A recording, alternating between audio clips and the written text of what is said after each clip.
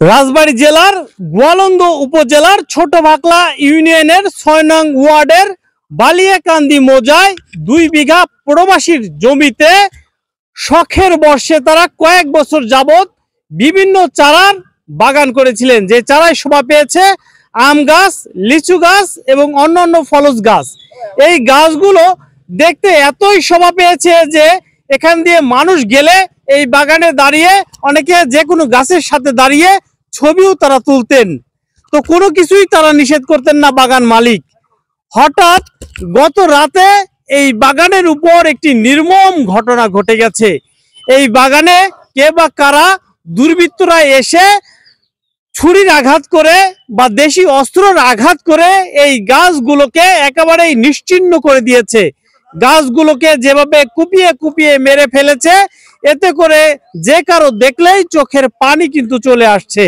এই যে একটা শখের বাগান গড়ে তুলেছেন রেমিটেন্স যোদ্ধা, তিনি কিন্তু বিদেশে প্রচুর কষ্ট করে দেশে টাকা পাঠাচ্ছেন। এই দেশের অনেক অংশের টাকাও কিন্তু সরকারি কোষাগারে যাচ্ছে রেমিটেন্স হিসাবে। এই যে মূল কথা হচ্ছে, তিনি যে স্বপ্ন দেখেছিলেন যে এই বাগানটি গড়ে এই বাগানের যে ফল হবে তারা কিছু খাবেন এবং এলাকাবাসী কিছু খাবেন, সব স্বপ্নই ভেঙে দিয়েছে এই দুর্বৃত্তরা। কিভাবে এই জঘন্যতম কাজটি করতে পারলো এবং কত টাকার ক্ষতি হয়েছে, কিরকম লাগছে বাগান মালিকের, আমরা সবকিছুই তাদের কাছ থেকে একটু শোনার চেষ্টা করি। ভাই, কতগুলো গাছ আপনার বাগান থেকে কেটে দিয়েছে এবং কিরকম ক্ষতি হয়েছে একটু জানাবেন।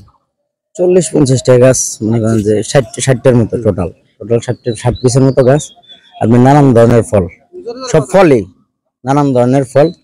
তো মোটামুটি মানে টাকা তো ভাই বড় কথা না, এটা তো শখ।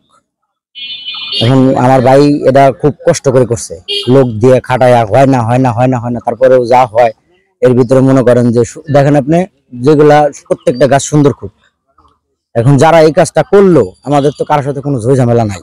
যদি থাকতো তাহলে হ্যাঁ ঠিক আছে, যে আমাদের কারোর সাথে ঝামেলা আছে তাহলে ওই রাগের মাথায় করছে, কিন্তু আমাদের তো কারোর সাথে ঝামেলা নাই বা এই জমি নিয়েও কোনো সমস্যা নাই। এখন রাতের আধারে কে বা কারা আইসে এইভাবে কাটি থুয়ে গেল, আমরা তো কিছুই বুঝলাম না ভাই। গাছ হত্যা করা ঠিক একই রকমই। এদের যারা এইসব কাজ করছে তাদেরকে আমরা বিচার চাই, এবং যেসব গাছগুলো যে নষ্ট করছে এটা প্রাকৃতিক সম্পদ, যার জমি এটা আলাদা বিষয়, কিন্তু এগুলো তো প্রাকৃতিক সম্পদ, এগুলোতে একটা জীবন আছে।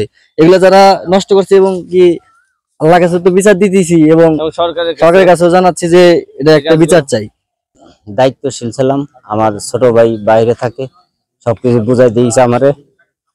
এই গাছ লালন পালন করছে আমি, এই জন্য খুব সকালে আমি আসে সেরে দেখছি যে আমার গাছের যে অবস্থা, সেজন্য আমি সবার কাছে, সরকার আবেদনের কাছে আমি বিচার চাই। যেমন জীবন আছে গাছেরও তেমন জীবন আছে। ওরা যে গাছগুলো এইভাবে কাটলো, এটা তো ভাই আমাদের দেশের প্রাকৃতিক সৌন্দর্য অনেক নষ্ট হয়ে গেছে।